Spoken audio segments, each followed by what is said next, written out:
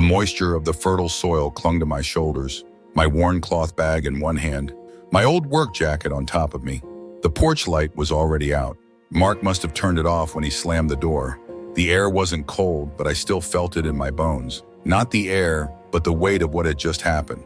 I was 73 years old, with 2 children and 4 grandchildren, and my salary was never late. Yet somehow I found myself outside my daughter's house in the rain, holding everything I owned in 2 suitcases. It all started with one sentence, a sentence I didn't even expect from him. "We're having trouble with the rent, Dad. You live here, it's time. Either you start paying or you can leave." It wasn't a request, and it wasn't Sarah who said it. It was Mark, her husband of 8 years, sitting in his stained sweatshirt in my late wife Eleanor's favorite armchair, as if it had always belonged to her. At first I didn't answer. I thought maybe he was joking, maybe I'd heard wrong, maybe it was one of those phrases a man says when he feels powerless, unemployed, embarrassed. But he was serious, and Sarah didn't say a word. I guess I should have seen it coming.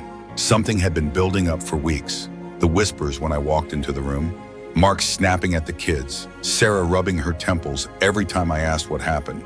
But nothing prepares you for your own child standing next to a man who threatens to throw you out and not saying a word in your defense. I said no, not loudly, not even in anger. I just said no. "Mark, I'm not giving you my pension." I think I surprised him with my calmness. Maybe he expected me to cry or beg or soften. But I'd spent most of my adult life restraining myself for others, softening my opinions, backing off, making things easier. That part of me was tired, exhausted. An hour later, when I returned from the pharmacy, my bags were already packed, lined up neatly by the front door, as if I were an unwanted guest. When I knocked on the door, no one answered. I stood in the drizzling rain with my hands in the air. I could hear the TV inside, probably cartoons for the twins, but no one came. The bags weren't heavy. I've never been a clutterer. A few pieces of clothing, my old photo album, Eleanor's Bible, a keychain my mother gave me the year before she died, and my pension card, which suddenly became someone else's right. The neighbors on the opposite sidewalk pretended not to notice. Or maybe they really didn't. Rain has a way of drowning out drama and turning it into something special. One by one, I dragged the bags up the stairs and loaded them into the trunk of my car. A car I had bought 6 years ago with cash. A car still registered to me. Last year, it was one of the few things that did not become ours or household property. I sat behind the wheel for a long time. I didn't start the engine. It wasn't that I didn't know where I was going. I knew. My friend Ruthie told me years ago, if things go wrong, you come to me. No questions, no judgment. But even if you have a plan, you still have to sit and let the moment catch up with you. Let it fall on your shoulders. You have to let it hurt. I remember looking at the windshield wipers, how the rain dripped down and made streaks. I thought about the casserole I left in the fridge. I thought about the drawings of the twins on the fridge door. I thought about how Sarah climbed into my bed when she had a nightmare when she was little and whispered, "Daddy, don't tell Daddy," I cried. I started the car. By the time I reached Ruthie, the rain had turned to fog. She lived only 15 minutes away, but I took the long way around. I needed the drive, the extension of that slow road my wife and I used to walk on Sunday evenings. The gas station where I was once locked out of my own yen, and a young clerk offered to call my son, only to realize that I no longer knew his number by heart. Ruthie opened the door before I even knocked. She had seen my headlights. She looked at me and said, "So it happened." I nodded. She didn't ask what happened. She just hugged me and said, "Tea or whiskey?" I chose tea. I always do. That night, sitting in his warm kitchen, wrapped in blankets and filled with the smell of mint, I finally let myself feel everything. Betrayal, loneliness, but also something else. A strange, steady fire of openness. For the first time in a long time, I saw the truth. Not the version I had tried to convince myself of, but the obvious, sharp-edged truth. Sarah didn't defend me. Mark thought he deserved my money, and I was living like a guest in my own life. That night, something changed inside me. Not suddenly, not like lightning, but like a hinge, slow and sure. As one door closed, another door creaked open somewhere. Grief doesn't always come with a scream. Sometimes it comes in quiet, methodical waves, like folding laundry you no longer need, like rummaging through drawers full of someone else's toothpaste, like noticing the silence in a room where children used to laugh. It was like that after Eleanor died. She passed away Tuesday morning, just before breakfast. Her heart just stopped. One minute he was sitting at the table reading the sports page. The next minute he was gone. I remember the clink of the spoon on the coffee cup. I remember his hand twitching once, like his body couldn't quite accept what was happening. And I remember the sound I made. Not a cry, not a scream, more like a long exhalation that didn't end. We had been married for 38 years, 2 children, a mortgage, a pension, a modest life, and 1,000 little jokes that nobody knew about. Sarah had already had her first marriage. The divorce came quickly, with little ceremony. She showed up at my door with a duffel bag and 2-year-old Ethan, asking if she could stay for just a week or 2. Sure, I said, and we cleared out the guest room. A week turned into 3 months. It didn't bother me.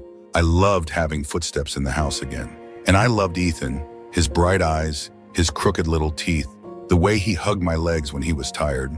It reminded me of Sarah as a child, when I was still allowed to comfort her. Sarah finally got back on her feet, got a job at a design firm, started seeing someone new. I babysat when he wanted me to, cooked when he was tired, stayed up late ironing his clothes when he had an early meeting.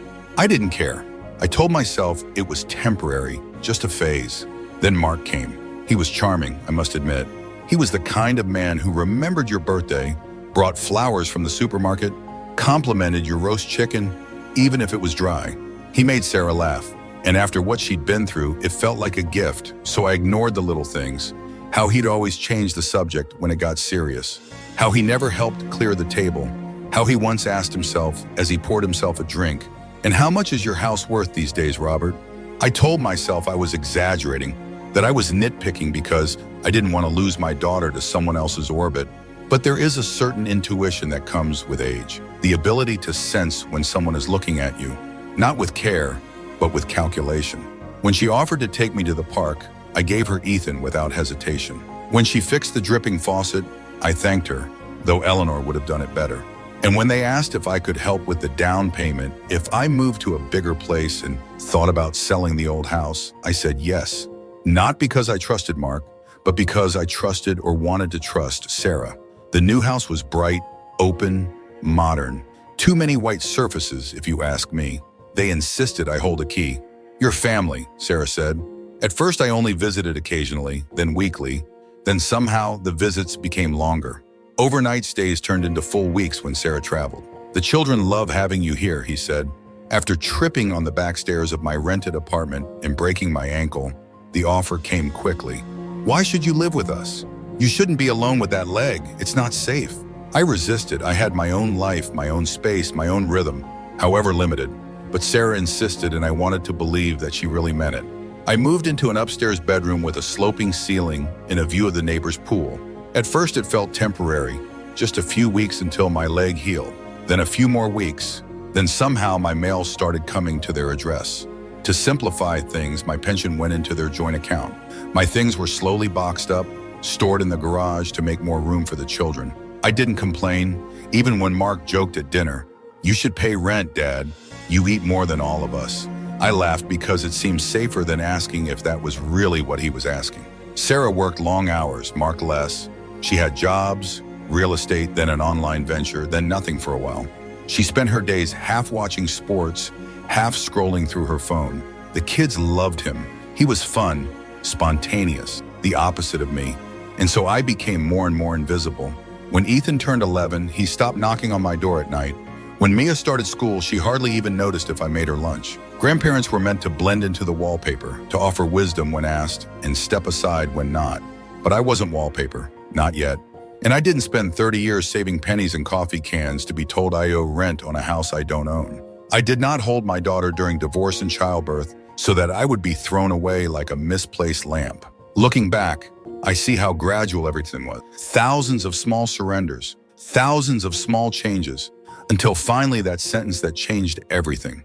"We're having trouble with the rent. Either give us your salary or leave." And I said no.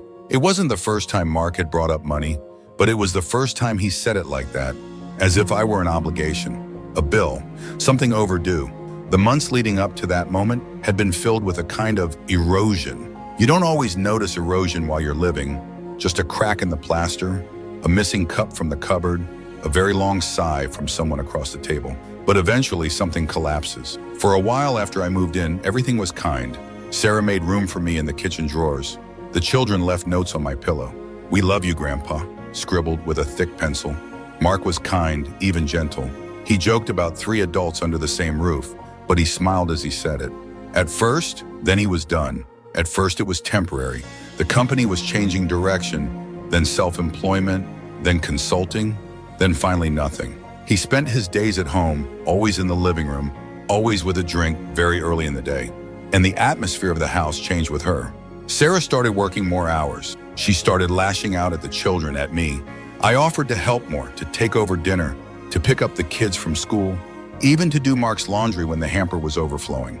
I thought I was making things easier, supporting the family. But here's the thing about support. When it becomes invisible, it has no value. I began to notice the way Mark looked at me when I entered the room, not with anger, but with something sharper, a calculating look, as if he was measuring me against an invisible ledger of debts, as if he was keeping score. The first clue came when I eavesdropped on him on the phone. She was pacing in the kitchen. She didn't realize I was nearby. He gets a pension.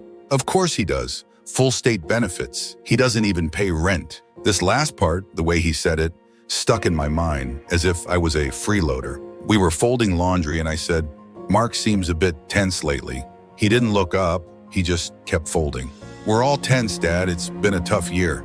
"I know," I said. "If there's anything I can do..." "You're already helping," he said quickly.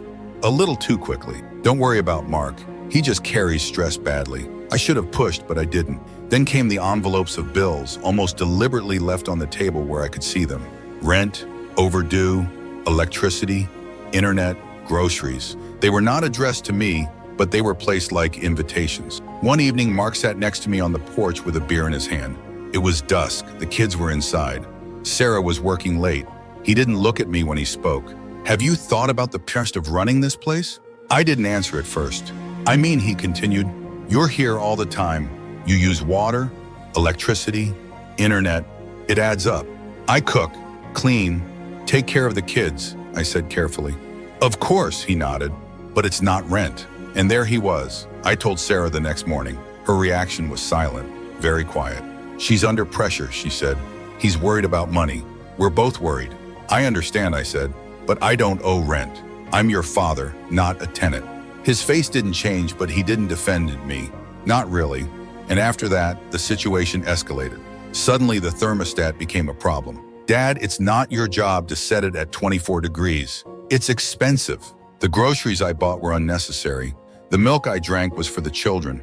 Once I realized my pension card was missing from my wallet, I found it in the kitchen drawer. No one knew how he got there. One morning, Sarah left a spreadsheet on the counter. "Just so you understand what we're dealing with," she said. It detailed their monthly expenses, rent, bills, food, insurance.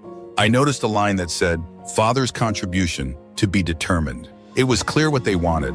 I wanted to believe that it was just the talk of desperation, a phase, a rough patch. Then, during one of those tense dinners when no one spoke except to pass salt, Mark put down his fork and looked at me. "Look, Dad, we're struggling with rent and you live here. We need your pension this month, all of it." He didn't blink. I looked at Sarah. She didn't look at me. She didn't say anything. I felt my face go cold, not from anger, but from frustration, a kind of grief deeper than anger. "I'm sorry," I said slowly. "But no." That was the last real conversation we had. The next morning, everything was colder, more tense. Sarah barely spoke. Mark slammed drawers. The children were sent upstairs faster than usual. And then that afternoon, when I came home to pick up a prescription, my bags were ready by the front door. 2 suitcases, my umbrella, my folded cane. I knocked on the door. No answer. The porch light was already out. The upstairs bedroom was once Ethan's room before he got tired of the unicorn wallpaper and moved downstairs. When I moved in, I tried to make it my own. A few framed photos, my own pillow, the knitted blanket I made after Eleanor died, the one with the crooked corners because I cried half the time. But it never stopped feeling like a borrowed space. It's like a room that someone insists on giving you, stay as long as you need, but always with a silent expiration date. They were generous when I first arrived after the fall that broke my ankle. Sarah cleaned the bookshelf, made room in the closet, even brought me a small bedside lamp. Mark carried my suitcase upstairs and joked, "Don't worry, Dad, we'll get you out when your punishment is over." I laughed, but my comment hurt more than I realized. They said it was temporary until I got better. "We are a family," Sarah reminded me.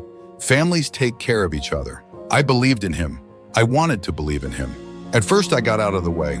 I cooked breakfast early before anyone got up. I tidied the living room, folded the laundry no one asked for. I took Ethan to the bus stop, bandaged Mia's scraped knee, made dinners. No one asked me, not in words. But the silence of appreciation can be a form of expectation in itself. Then one morning, I came downstairs to find Mark in the kitchen, his expression sharpened. "Hey, Dad," he said without looking up from his phone. "Can you pick up the kids today? Sarah's stuck at work. I've got stuff to do." He didn't say please. He didn't ask if I had any plans. He just assumed I was available, as if my life was a blank calendar waiting for someone else to write it down. I agreed. Of course I agreed. And I kept agreeing. Groceries, dry cleaning, last-minute babysitting. Then the first bill came, smiling and saying, "Can you help me this month?" It was meant like a favor, like a mall thing. And I was still under their roof, still not fully healed, still grateful, so I helped once, then twice, then it ceased to be a question. "You have a pension," Mark reminded me one evening, pointing to the bill on the table. "You don't pay rent anywhere else." I remember that sentence clearly because that was the first time I understood how they started to see me, not as a human being, but as a being. I told myself that they were stressed, everything would be fine. I rationalized, this is what mothers do, what grandmothers do. But the nature of the house had changed. Sarah started talking about our space when she asked me to turn down the TV. Mark moved my mail into a drawer so it wouldn't clutter the counter. Mia told me one afternoon with the casual cruelty that only children can achieve, "Mom said you were just a guest for a while." 6 months later, the guest. I tried to talk to Sarah. I chose an afternoon when the kids were at school and Mark was out. She was folding laundry on the sofa. I was thinking, I began, maybe I should look for a place of my own again. It's been a long time. She put down the half-folded dress, not looking at me. "That's not necessary," he said coldly. "We're fine. Things are just tight." "I know," I said gently.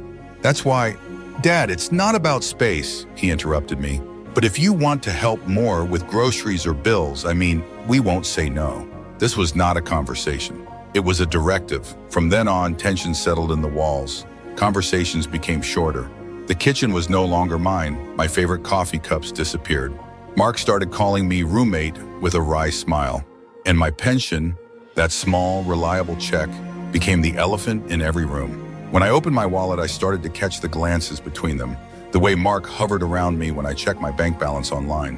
One afternoon, when I came back from the pharmacy, I found Sarah at my desk upstairs, looking at my papers. "I was just collecting them," she said, not even trying to hide the file labeled retirement.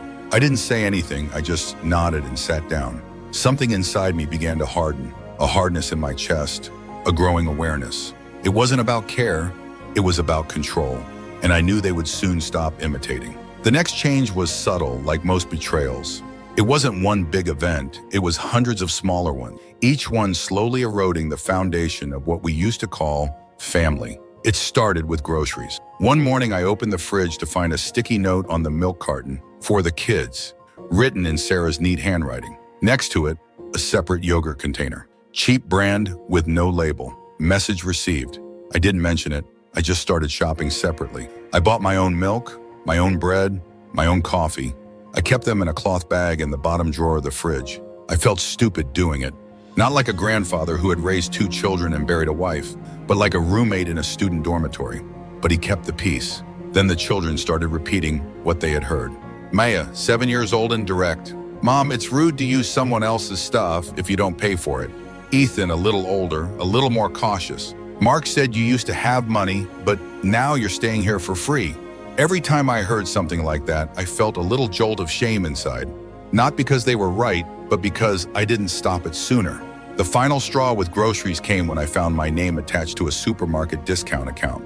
Mark handed me the receipt one evening and said, "You bought something, didn't you? Let's earn the points together." The list was almost entirely his. Protein powder, imported beer, razor cartridges. My portion was $11. The rest, $87, went into his account. "Just Venmo me," he said, tapping the plug. "I don't use Venmo," I replied. He laughed. "Of course you don't." That night, I lay in bed, staring at the shadows on the ceiling. It was early summer. The fan was humming softly. I felt an anger I hadn't felt in years. Not hot, not explosive, but cold, settled, heavy. It was like a stone behind my ribs. The next morning, Mark announced he was applying for a business grant. Something to do with custom furniture design. He wanted seed money and an investor. "You can help," he said over breakfast, as if it was the most natural thing in the world. "I can," I replied without commitment. "We helped you," he added, looking over his coffee cup. "Now maybe you can help us get back on our feet." Sarah said nothing. She spread peanut butter on the bread for Mia, mumbling as if she couldn't hear anything. I changed the subject. Later, I heard them arguing in their room. "He's sitting on the money. He doesn't even think to help. He's my father, Mark. You can't order him around." "No, but I have the right to ask why he's staying in our house rent-free while he's drowning in bills." The door slammed before I could hear the rest. That evening, Sarah came to my room. She didn't sit down. She just stood in the doorway, her arms crossed, her back lit by the hallway light. "Dad," she said, "I know it's been a hard time for all of us, but you know we're struggling, right?" "I know," I said, "and it's hard," he continued, "when someone with an income at home is not contributing. I buy groceries," I said. "I cook, I clean, I watch the kids, I pick them up and drop them off. I fold their laundry, I mend their clothes. I sit with them when they're sick. How is that not contributing?" He sighed, not angry, just tired. "Mark is just trying to do something for our future." "I'm just trying to survive," I said, and that's when I saw him flinch for the first time. After that, everything became quieter, conversations shorter, smiles more strained. When Mark was at home, I started avoiding the kitchen, taking longer walks, retreating to my room. But the tension didn't subside. It increased and turned into a demand. One night after the children had gone to bed, Mark called a family meeting. Sarah sat next to him. She looked tired. "We need to talk about expenses," he began. "We're behind on rent. And Dad," he paused as if choosing his words carefully, "you get regular money every month, more than we do. We think it's only fair that you contribute more directly." "To rent?" I clarified. "Yes," he said, "to rent." I looked at Sarah. She didn't meet my eyes, and I realized they had already talked about it. It wasn't an argument, it was a consequence. Mark leaned forward. "We're tight. We need the pension. All of it, just for a few months." "What if I say no?" I asked quietly. His face didn't change. "Then maybe this arrangement doesn't work anymore." Sarah still didn't speak. The silence stretched. "I understand," I said, and I went upstairs, packed as much as I could in 2 suitcases and left the rest. Nobody stopped me. I didn't sleep that night, not really. I lay in bed fully dressed, my hands crossed over my stomach, and my bag was already zipped up by the door. It wasn't because I was scared, not at all. I finally understood something I'd never allowed myself to see before. They would never stop asking. Mark would never wake up one day and realize he had crossed a line. Sarah wouldn't sit next to me and say, "Dad, I'm sorry, I should have protected you." That apology wouldn't have come, not because they were monsters, because to them it was normalized. For months, the heat in the pot had been rising, and I had been sitting in the water, telling myself it was just a hot bath. I thought maybe they'd forget what they'd said the night before. Maybe it was the heat of the moment. I even silently hoped Sarah would knock on the door in the morning and say something soft like, "Mark didn't mean it," that she would look guilty, that he would serve toast and tea like we did on weekends when Ethan was a baby, when the house still smelled of diapers and lotion. But no one knocked on the door. I went downstairs around 8 p.m. The kids had already gone to school. Mark was on the couch, phone in hand, legs stretched out like a man on vacation. Sarah was standing at the kitchen sink, looking out the window as if the sky had something to say. "Good morning," I said, and Mark grunted. Sarah didn't answer. I made tea, sat at the little table in the corner of the kitchen, and waited. If they were going to repeat the ultimatum, I wanted to hear it in daylight. Mark spoke first. "So," he said, his eyes still on his phone. "So," I repeated, "are you going to help or not?" Then he looked up, the kind of look that makes the bank teller look like he's taking too long. Not hostile, just impatient. I sipped my tea. "No," I said. Sarah turned from the window. This time her eyes met mine. They were tired, and there was something else. Injured, maybe embarrassed. Mark sat up straighter. "Are you serious?" "Yes." "Why?" he asked, as if the question was absurd, as if he really couldn't fathom the idea of someone choosing not to give their income to support their own failures. "I've helped enough over the years," I said. "I paid for Ethan's daycare when you were out of work. I bought the car you drive. I co-signed the lease on this house, and I've been here every day since my fall, cooking, cleaning, taking care of your kids." "Enough," he sneered. "You act as if you were a saint." "No," I said quietly. "I act like a human being who knows the difference between aid and exploitation." Sarah stepped forward, her voice low. "Dad, please don't turn this into a fight." I looked at her, really looked at her.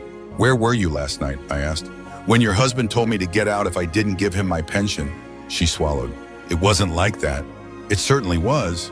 The three of us stood there in a silence so intense that I could hear the hum of the refrigerator and the ticking of the wall clock behind me. For a moment, I thought Sarah was going to cry. She didn't. Mark stood up. "If you're not contributing, you can't stay," he said. "It's as simple as that." I nodded once. "Then I'll go," I said. "Tonight." She looked surprised. Sarah's mouth opened slightly, but no words came out. "I'll call Ruthie," I added. "She has a spare room in Dignity." "Don't be dramatic," Mark said. "No," I said, "don't be greedy." I went upstairs, each step heavier than the last, but not from grief, but from certainty. Something had closed inside me. A door, a chapter, a season.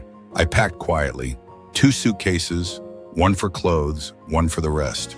Toiletries, documents, my reading glasses, the pearl earrings Eleanor gave me for our 30th anniversary. I left the blanket I knitted.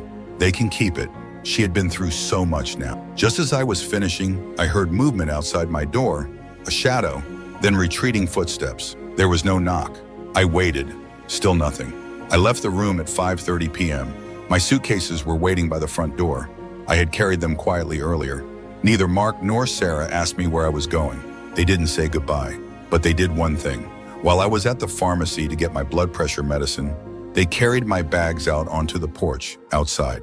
It had started to rain, a light drizzle, constant, soaking the cloth bags. When I returned, keys in hand, I saw them sitting there, side by side, wet and waiting.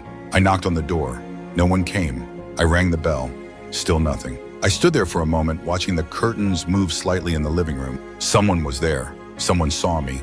They just didn't move. So I reached for the suitcases, one in each hand, slowly down the porch steps. My shoulder ached. My wrist throbbed. I took my time.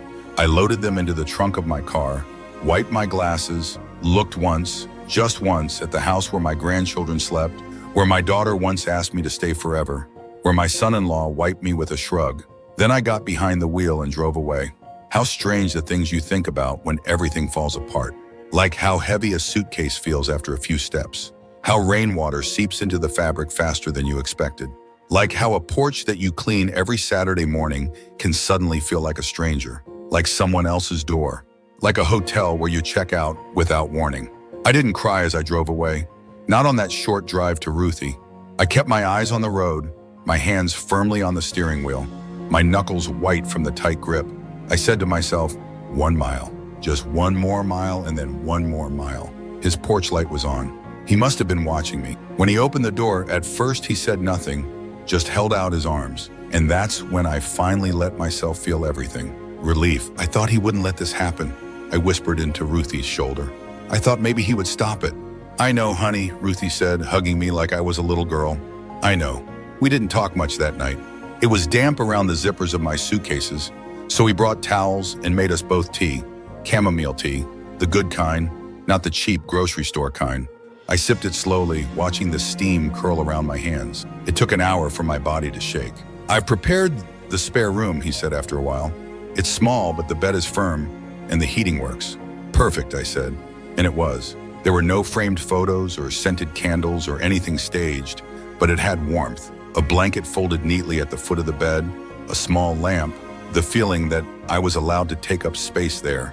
I sat on the edge of the bed for a long time before changing clothes. My nightgown was still damp at the hem. I put on an old sweatshirt instead. I put on the socks I had borrowed from Ruthie's drawer. They had little stars on them. As I lay in the dark, I kept thinking, they really did it. Mark had threatened, but Sarah, I didn't believe he would go through with it. I didn't believe he would stay silent in the living room with me, standing at the door, bags in my hand, shoulders wet, that he would let his own mother knock and ignore it. But he did. And once you know what someone is capable of, you cannot take it back. I woke up early the next morning, my body aching, but my mind sharper and clearer than it had been in weeks. After the storm, clarity sneaks up on you. I sat at the kitchen table with Ruthie, and while she made scrambled eggs, I began to make a mental list of things. My pension account, my bank login, details that I hadn't checked in weeks, my now inaccessible medical records that they kept in a folder at Sarah's house, my will. I need to get my paperwork in order, I said aloud. Ruthie nodded without question. Whatever you need, I'll help you. At noon, we went to my bank. I sat with a young man named Marcus, who was polite but visibly startled when I told him I wanted to change all the account authorizations. Everything, he asked? Yes, I said, everything. No one should have access but me. I had forgotten how simple it could be to take things back. He showed me the forms. I carefully signed each one, read every line, and finally he printed me a new statement. Is there anything else you want to do today, he asked? Yes, I said. I want to open a trust account for my grandson. Not for his parents, just for him. Ethan, 11 years old, still kind, still sensitive, still in little ways that matter to me. I want to set it up in a way that protects him, I added. Something his parents can't touch. Marcus nodded. We can do this. After the bank, I called a lawyer, Frances Darrow, the same woman who handled Eleanor's will. She still had an office downtown, still kept her secretary on a tight schedule. Frances, I said when she picked up, it's Robert Whitmore. I need to update some documents. He didn't ask why. He just said, come tomorrow at 10 o'clock. That evening, I sat in Ruthie's spare room again, this time with a notebook. I started writing down everything I'd paid for in the last 3 years. Sarah's car, Mark's failed landscaping vow, Ethan's tablet, Mia's orthodontist, groceries, rent, Christmas presents, their last vacation, plane tickets from my own account. I listed them not out of bitterness, although it was a bit bitter, but out of the need to remember, the need to see clearly, the need to stop pretending that this was a shared life. When I reached the 27-item list, I closed the notebook, and I promised myself one thing: no more. No more silent giving, no more seeing my sacrifices and hoping they will offer warmth in return. I'd given enough. Now it was time to save the rest. Francis greeted me at the office door with his usual calm demeanor. Neatly pressed trousers, soft linen blouse, silver hair pulled back in a clip that hasn't changed since the 90s. His eyes are still sharp behind his simple wire-rimmed glasses. You look good, Robert, he said, but we both knew better than to believe it completely. I sat across the polished oak desk, the air smelling faintly of printer ink and the lavender lotion he always used. I need to make changes, I said, to everything. He nodded once. The power of attorney is revoked, I said, effective immediately. Will rewritten. I want my grandson Ethan to be the beneficiary, not Sarah, not Mark. Francis didn't blink. He just reached for a pen and pulled a blank legal pad towards him. Escrow structure, separate account, no parental access, age-restricted release. When he's older, I want him to have something he can use wisely when he jotted down. And the house, he asked? I hesitated. Technically, it wasn't mine anymore. I had helped with the down payment, but it was in their name, a detail I had allowed at the time without protest. I can't claim anything from it, I said, but I want everything else out of their reach. Francis looked up. This isn't about revenge, is it? No, I said, this is about correction. He smiled slightly. Good. We spent the next hour going through forms, assignments, documents I hadn't touched in years. Eleanor had kept everything in perfect order. After she passed away, I kept it by intention rather than habit. Until now, it hadn't occurred to me that order could be weaponized or that silence could have legal consequences. Francis placed the papers in a folder with my name embossed on it. You'll come back next week to sign the final version, but the authorizations, they can be changed today. I said, do it. As I left his office, I felt lighter. Not free, not yet, but grounded. I was anchored to something I hadn't felt in a long time. Control. When I got back to Ruthie, I sat at the kitchen table and told her everything. She didn't interrupt, just poured my tea and nodded occasionally. They will call, I said, eventually when they realize what happened. Ruthie raised an eyebrow and said, and I'm not going to answer. That evening, my phone started ringing. First Sarah, then Mark, then Sarah again. No voicemail, just missed calls. I turned the phone face down. They didn't know it yet, but they were beginning to feel it. The silence was its own message. The next morning, there was a knock at the front door. It wasn't them. It was a courier. A single yellow envelope addressed to me, no return address. Inside was a letter, handwritten. Dad, I don't know what happened. I know you're broken. I know Mark is difficult, but this is a family. We have to help each other. You've become part of this house, part of our lives. The kids miss you. I miss you too. Please call me Sarah. There was no apology. There was no acknowledgement of what he had allowed. There was no mention of suitcases on the porch in the rain. I folded the letter carefully and put it back in the envelope. Not to destroy it, not to reread it, just to put it where it belonged. Background. Ruthie came into the room and sat next to me. She didn't ask what was in the envelope. Instead, she asked, "Have you thought about where you want to go next?" I nodded. "I want my own place," I said. "Small, quiet, my own. No more shared keys, no more guest rooms with sloping ceilings, no more waiting for permission to exist." He raised his teacup. We clinked glasses on a veranda like old friends, like women who have been twisted around others all their lives and finally remember how to stand. That night, I opened the notebook with the list again. I drew a line under the last item. Then, in bold letters, I wrote, "No more questions, no more waiting, no more silence." I closed the notebook. Tomorrow, I would find a new apartment. Tonight, I would sleep carefree. The apartment was nothing fancy.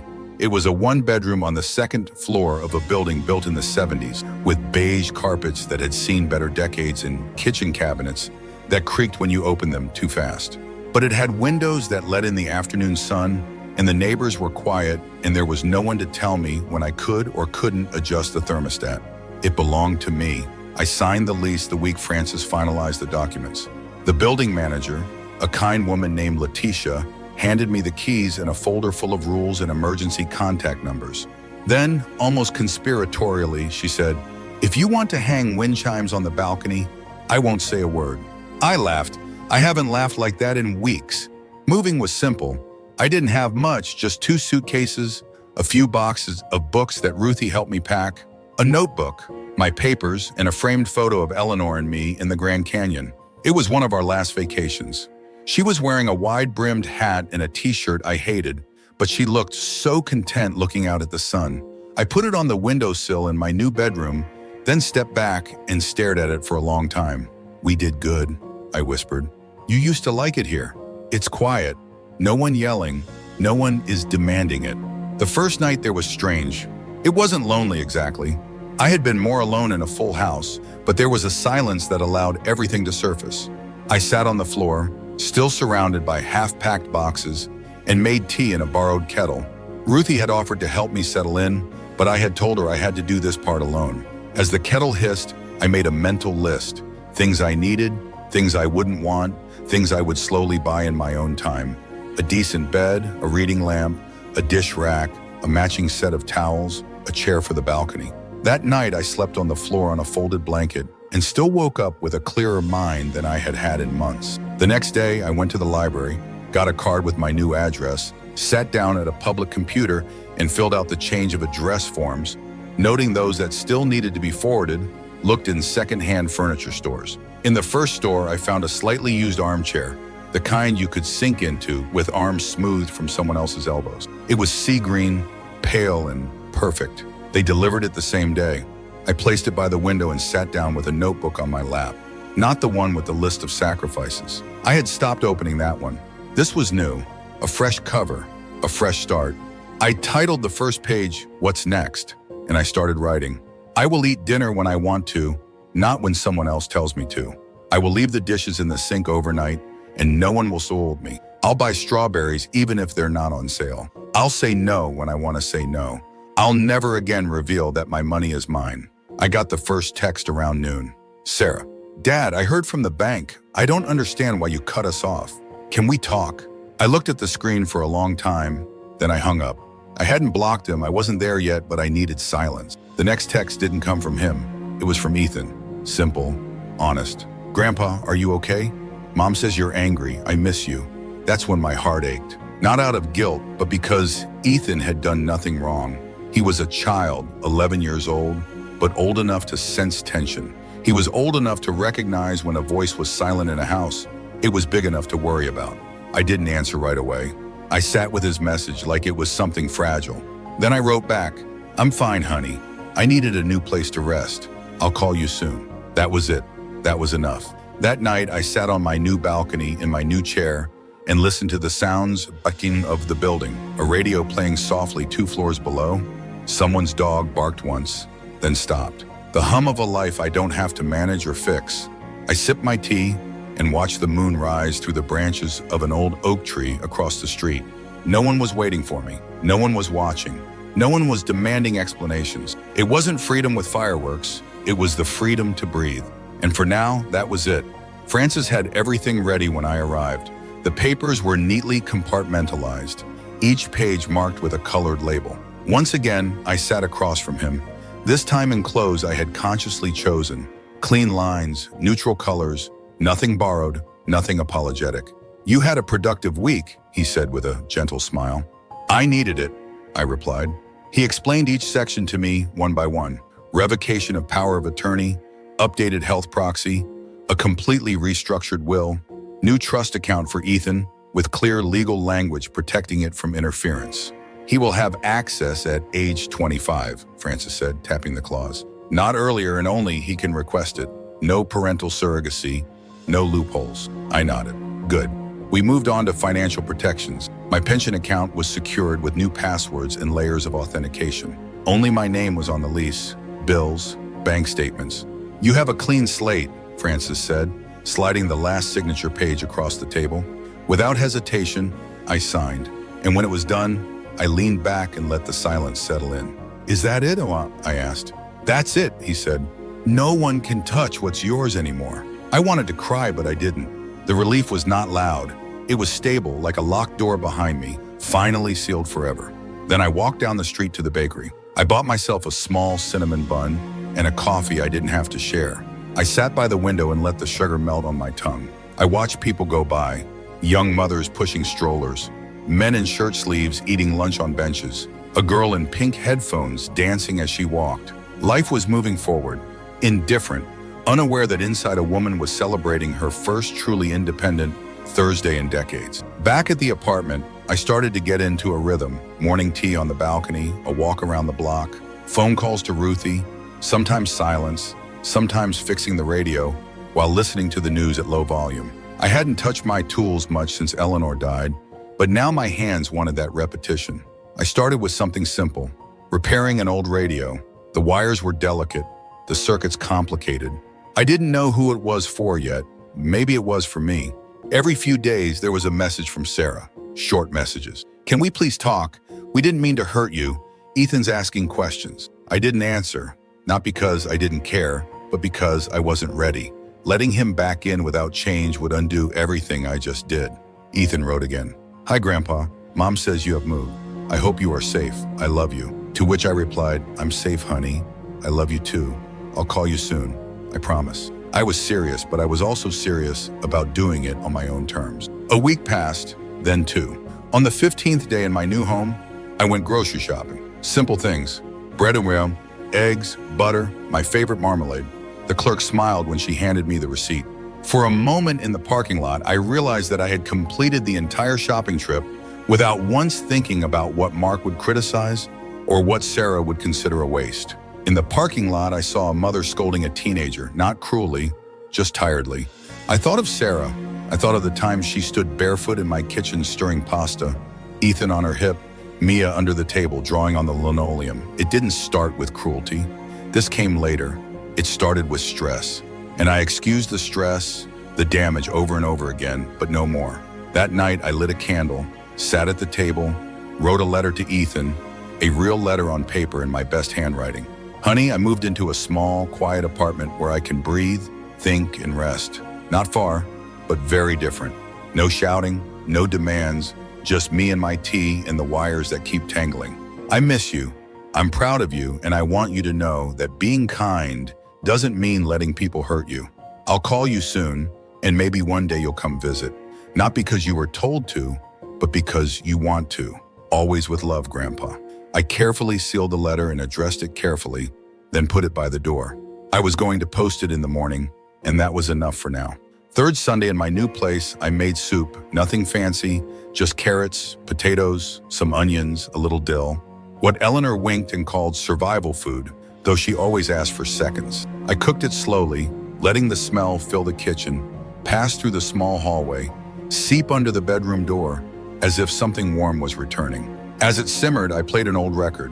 The needle sizzled slightly, and then Etta James sang as if she knew exactly what it meant to start over at 73. I didn't dance. Not really, but I let myself sway a little while I folded the dishcloth. My feet moved. That was enough. It wasn't just soup or music. It was the silence that held me. Not the empty kind I experienced at Sarah's house. the kind full of judgment and tension. This was real silence, a soft, earned, welcoming silence. That afternoon, Ruthie called. "Are you up for a walk?" she asked. "I've got muffins and a thermos full of tea." "I'll be there in 20 minutes, I said. Her street was 3 blocks down, a slight incline that made my knees grumble, but I didn't object. I took my time. The wind was stiff, but the sun was gentle. I passed 2 couples, a woman walking a corgi, a boy on a scooter, giving me wide berth without needing to be told. I had forgotten how kind the world can be when no one is watching to criticize. Ruthie had a little bench in her front yard. She had laid out cushions and a blanket like it was a big deal. "We thought we'd celebrate your first month of freedom," she said, handing me a cup. "Not quite a month," I said. "Close enough," she grinned. We sat there sipping, snacking, talking little. I told him about the old radio I was fixing, and he told me about the neighbor's son marrying a girl from Wisconsin who laughed like a church bell. I listened. It felt good to be around someone who expected nothing from me. At one point, Ruthie turned to me and asked, "Do you miss them?" "Sometimes," I said.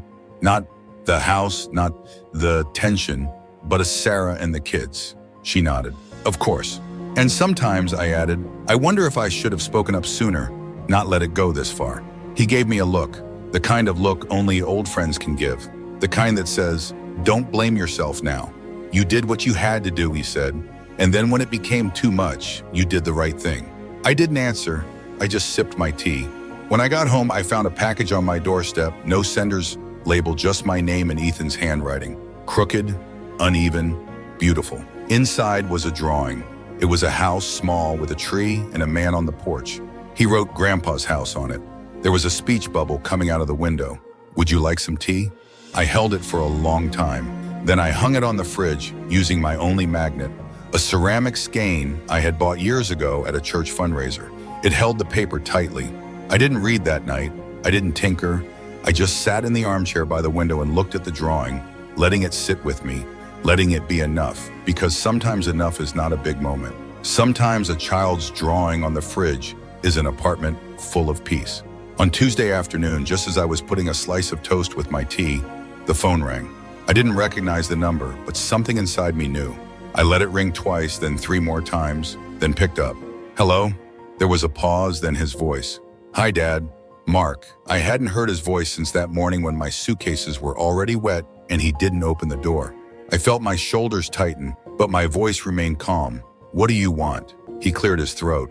"I just thought maybe we could talk." I waited. "I know things got tense," he said. "I wasn't at my best. I was under a lot of pressure." We both were. "I understand," I said. "I just thought maybe we could work things out. I mean, Sarah's upset. Ethan, too." I let the silence hang. I had learned the power of silence. Finally, he added, "He asked about you a lot." "I'm not the one who locked the door on his grandfather." He didn't answer. "Mark," I said, "I'm not interested in apologies that sound like excuses." Another pause. "Well, if you change your mind..." "I won't." I hung up the phone. It took me a minute to move. My hands were steady, but my chest felt hollow. I stood at the window, watching the light change on the building opposite, breathing deeply through my nose. Then I sat down and ate my toast. An hour later, the phone rang again. "It's Ethan." I picked it up before the second ring. "Hi, Grandpa." "Hi, sweetie." His voice was smaller than usual, as if he had snuck into a quiet place to call me. "I got your letter." "I'm glad." She was silent for a moment, then asked, "Can I visit you?" I hesitated, not because I didn't want him. I wanted him more than anything, but I knew what that visit would mean. I knew it would be followed by questions. I knew it might not come clean. "Do your parents know you called me?" I asked. "Not this time," he said quietly. "But I told my mom I missed you. She didn't say no." "That has said it all." "All right," I said. "You can visit, but it has to be your choice, not theirs." "I want to," she said immediately.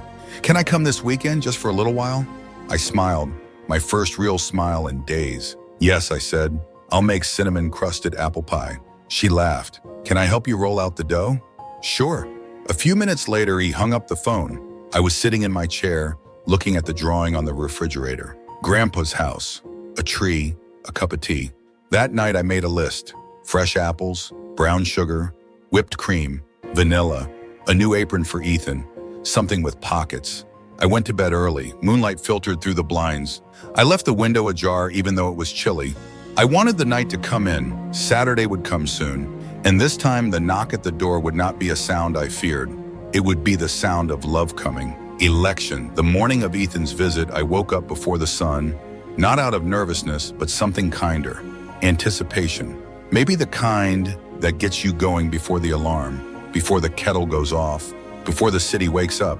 I changed the sheets where I set up a makeshift bed in the spare corner. Not much, just a folded mattress, a soft blanket, and the extra pillow I bought 2 days ago. It would have been enough. It wasn't about the space, it was about him knowing he was welcome. First, I baked the dough, 2 of them, just in case. At 9 o'clock, the house smelled of cinnamon and butter, and I opened the window to let the smell permeate the morning air. Letitia, the building manager, passed me on her way to her office and smiled at me from the sidewalk. "Someone's making love," she called. I shook it back. At 10:45, I heard footsteps on the stairs, light footsteps. Then there was a knock on the door. I opened the door, and there he was. Ethan, 11 years old and growing taller by the minute, his hair tucked behind one ear, wearing a sweatshirt that was too big for him. His backpack seemed heavier than his body. Behind him, Sarah was a few steps down, her arms crossed, not approaching.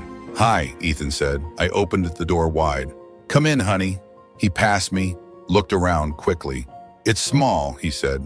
"It is," I said, "but it's mine." She smiled. Sarah didn't come in, just called out, "I'll pick you up at Barret." I nodded, then closed the door. We stood for a moment, just looking at each other. "Would you like some tea?" I asked. She grinned. "You really say that all the time?" We sat at the small table, 2 mugs between us, steam curling. I didn't rush him. I let his eyes wander around the room, noticing Eleanor's photo on the windowsill, the drawing of her on the fridge still pinned with a strawberry magnet, the basket of repair tools under the window. "Did you really fix all this?" he asked, pointing to the half-finished radio. "Yes, slower than before." "Good." We talked about school, how Mia took her place on the couch, how the neighbor's dog barks every morning at 6 o'clock. She said she didn't like math this year, but she liked her teacher's earrings. Then she got quiet. "My mom is very sad," he said. "Ever since you left." I nodded. "She says you just left." I took a deep breath. I didn't leave. I was pushed out. Maybe gently, but I was pushed out. He nodded slowly. "That's what I thought." I reached across the table for his hand and he let it take mine. "You don't have to take sides," I said. "You just need to know that no one is allowed to treat people like things, not even family." He blinked. "It felt like that, like they were using you." I squeezed his finger. "That's why I left." After a moment, he whispered, "I'm glad you're gone. Now, let's make a pie." She rolled out the dough with careful hands, her tongue sticking out between her teeth, the way Sarah did when she was little. She sliced the apples without fear and mixed the sugar and spices with a precision that surprised me. When we put the pie in the oven, she slumped dramatically in the chair. "It's hard to bake in the oven," she declared. "Only the first 100 times." We had lunch on the balcony, sandwiches, a few grapes, and 2 slices of the still warm pie. He said it was better than the one in the store. I did not argue. At 4:45, his phone rang. "My mom is outside," he said. Slowly, reluctantly, he stood up. At the door, she turned back and hugged me tightly. "I want to come again," she said into my sweater. "You can always come." As we descended the stairs, he turned one last time and waved. I waved back. When the door closed, the silence returned. But this time, it was the good kind. It was the kind that meant that something had improved, just a little bit. A week passed after Ethan's visit, then another week. The pie plate sat on the drying rack for 3 days before I finally put it away. Not because I forgot, but because I wanted it there.